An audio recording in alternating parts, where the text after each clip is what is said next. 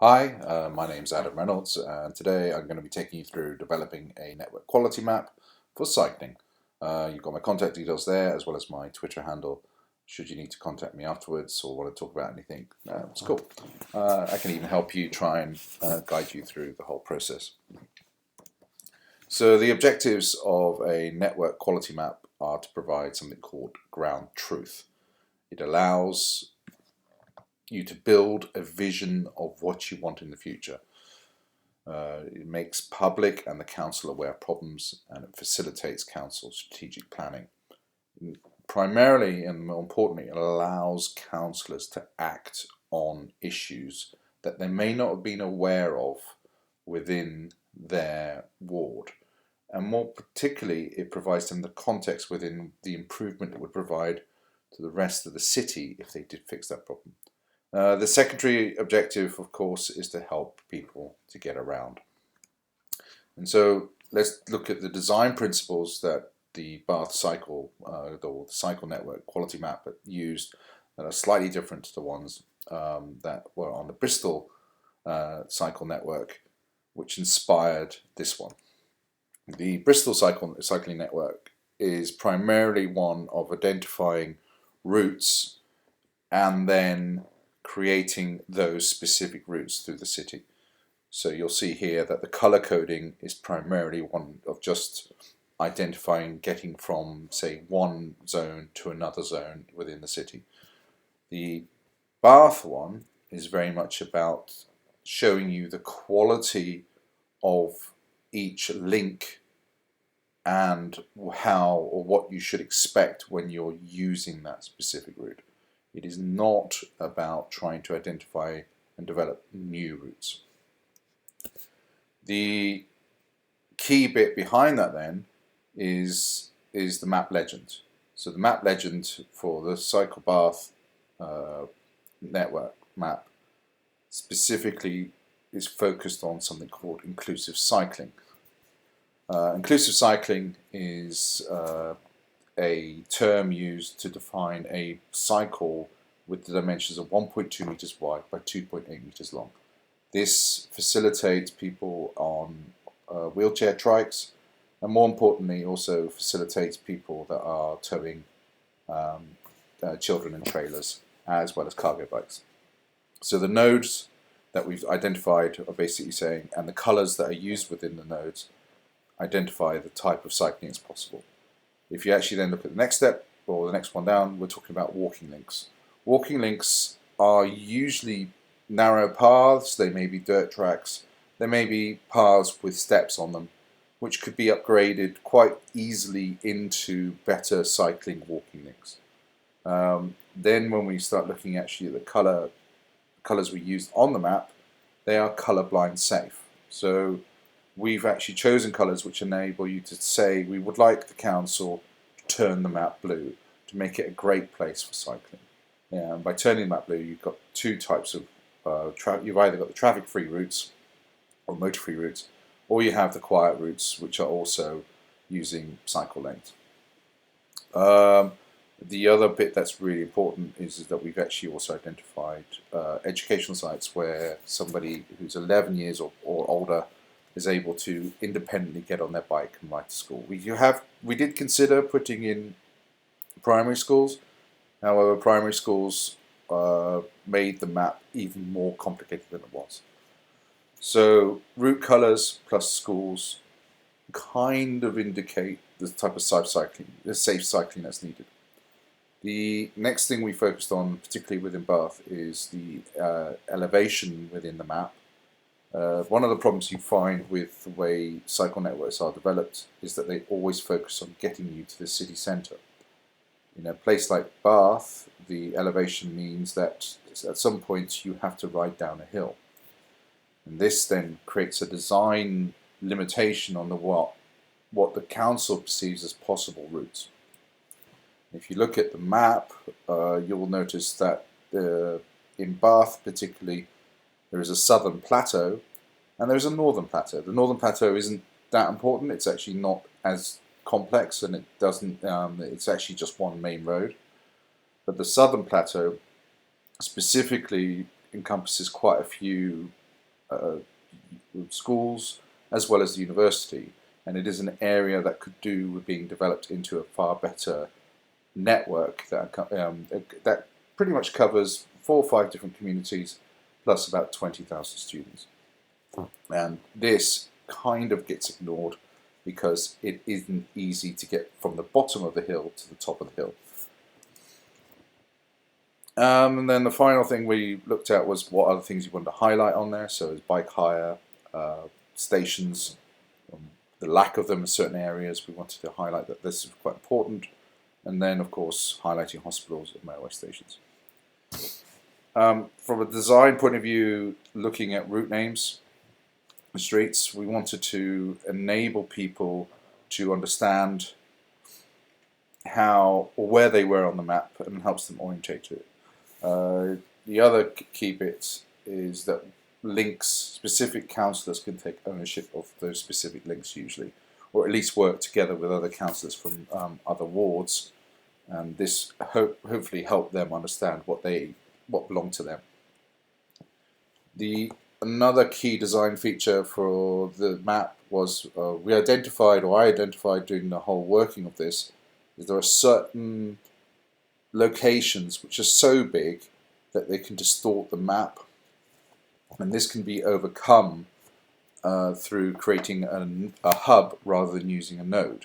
And a hub is basically just saying this is a large area which has connections at the top, north side, or connections on the east side, and we want to identify that this is still the same area because it's a park, or could be just a big hub or central network point.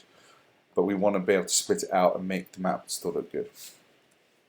And then the other thing from a design point of view is that distance is irrelevant. It is about a map being right in your head. It isn't about saying, oh, that because that one is a kilometre, we need to have this line that bit longer. It is purely that the map has to be right in your head. And so in this instance, you can see that we have a node point called the Guildhall, which is about 50 metres from Pulteney Bridge, whereas Widcombe is about a kilometre away from Pulteney Bridge.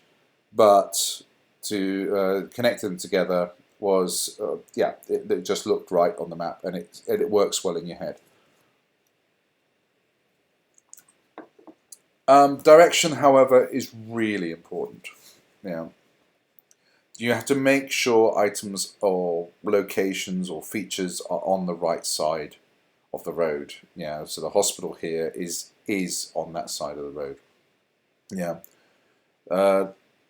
Nodes and hubs should be generally in the right direction. They don't have to be perfect, but they should be generally in the right direction. Where possible, keep angles at 45 degrees. And even during this presentation, I noticed that right in the centre there, at Beecham Cliff, there's a line there which isn't at 45 degrees, and I will be correcting it. Or will I? Probably not, because the angle, it's showing that Beecham Cliff isn't connected to that road, so I don't particularly want it to be part of it. Anyway, I'm getting off tangent here. So, distance, direction, and then the other key part of creating one of these maps is to make it shareable, to make it usable by anybody, so that they can include it in documents, as part of planning strategies, transport strategies, even as part of planning applications.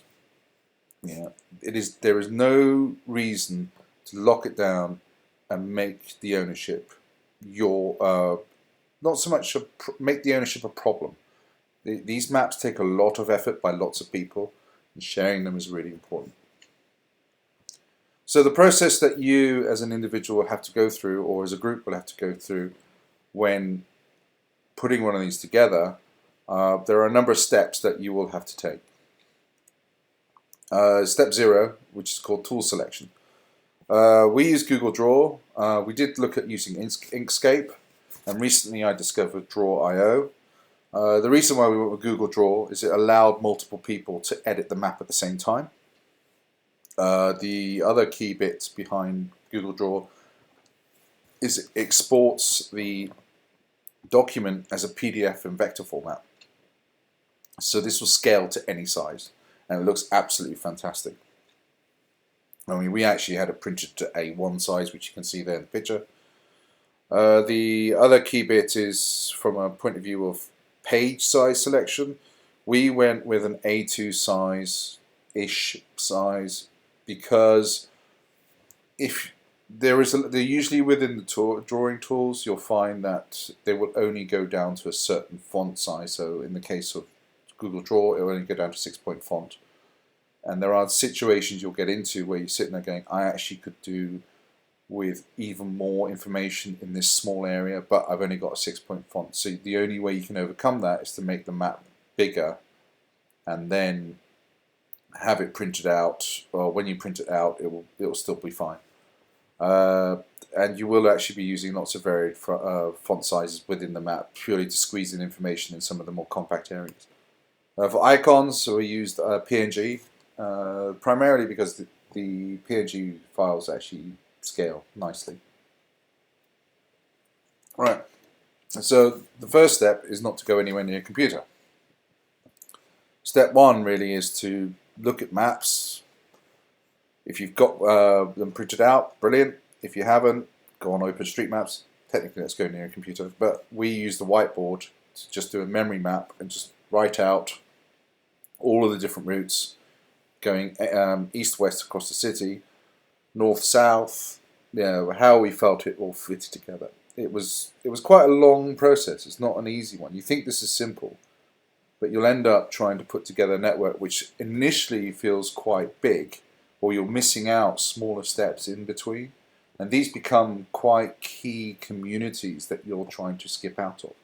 And so it isn't just a case about looking at a map and saying, oh, this ward, we'll put a blob here for that ward, or the node here for that ward. When within that ward, there may be 2 schools, a shopping area or high street, that a community area, and plus there may be another node joining up, enabling you to join on to, say, another section. And suddenly something that was 1 node becomes 4 nodes. And that so you have to be able to be flexible and understand that you're trying to create that sort of space. The next step is the more complex one. We've actually created a template which is available there. You can see it. Sorry, apologies for the URL. It is basically a simple grid with all the connections in place, with all nodes have got their lines connected to each other. The idea being that you just sit there, edit it, move around, delete the lines that aren't important, delete the nodes that aren't important, try and create your network, add the names for each node, and off you go. You can get onto the more complex thing, which is use something called and again, this is Google Draw specific.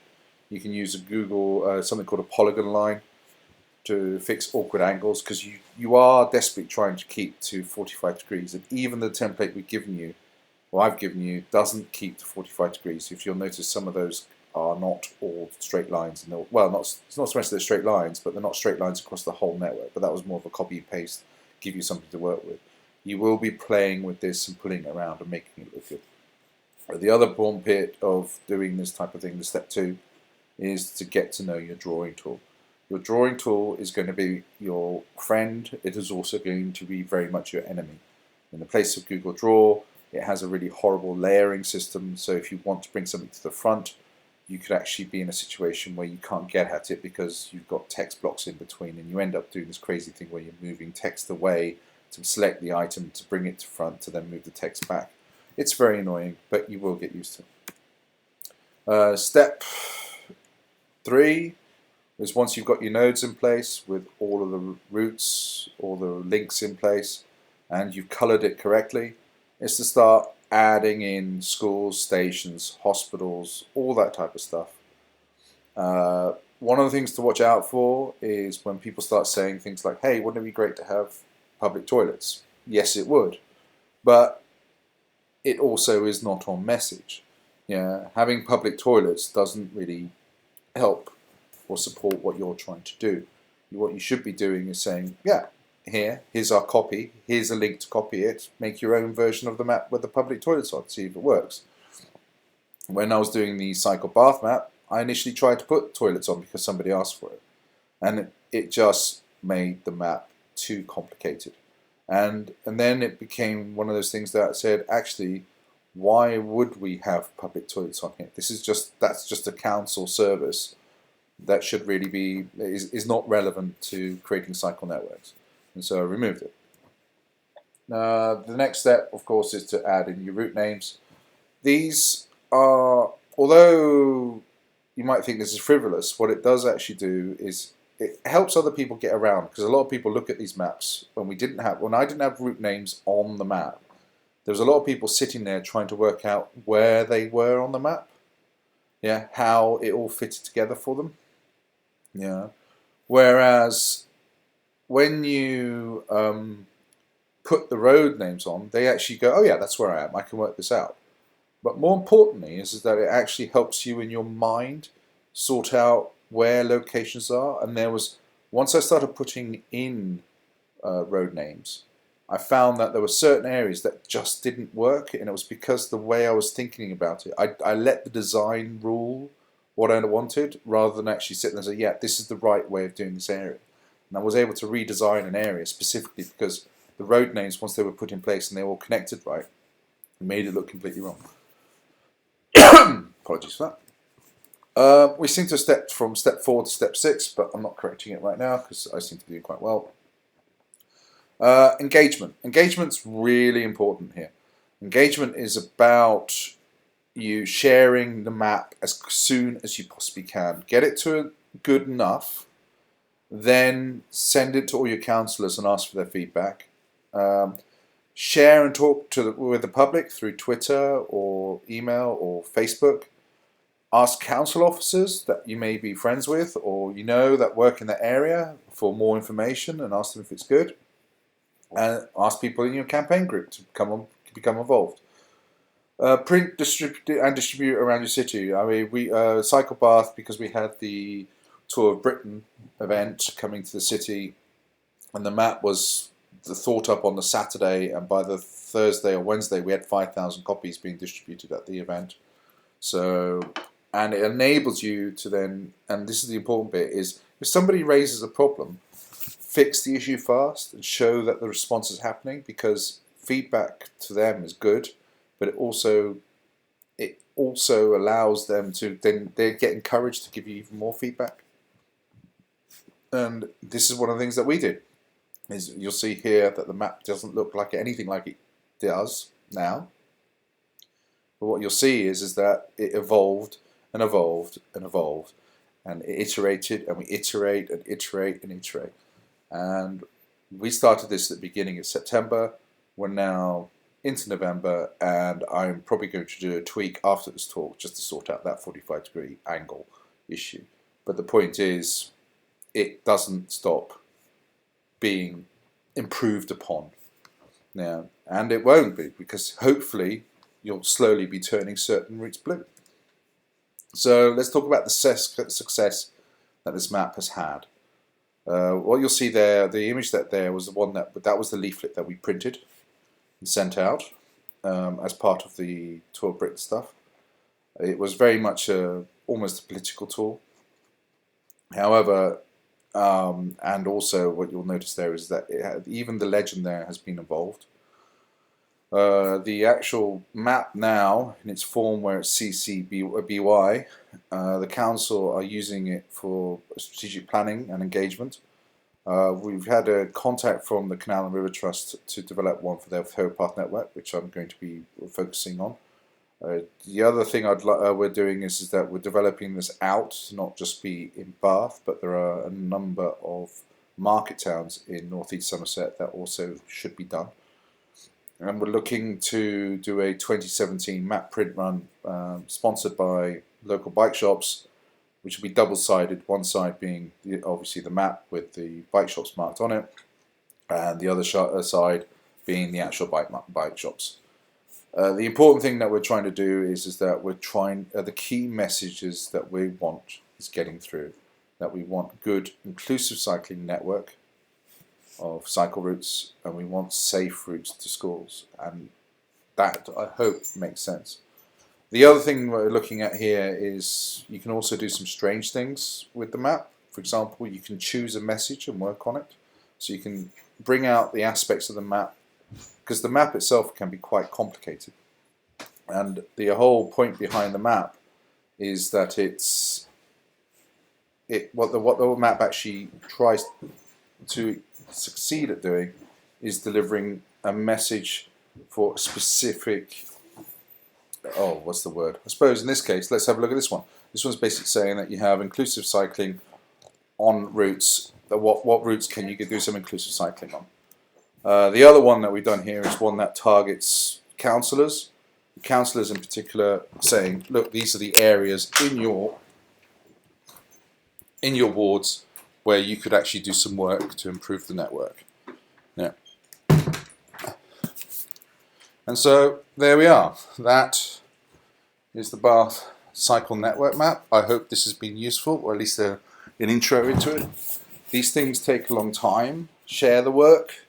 Don't try and do it all by yourself. And get it out there for people to have a look at. And good luck. Thank you.